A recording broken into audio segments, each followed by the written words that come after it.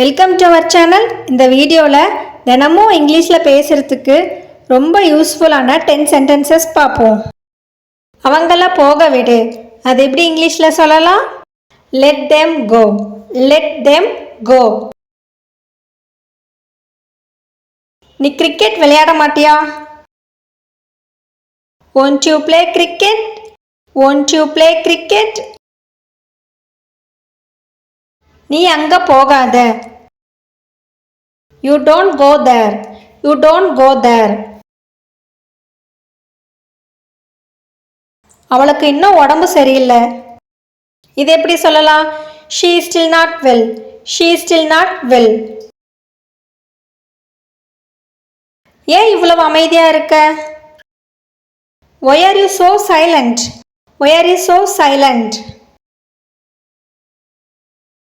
என் ஃபோனை திருப்பி கொடு. அது எப்படி கேட்கணும்? Give me back my phone.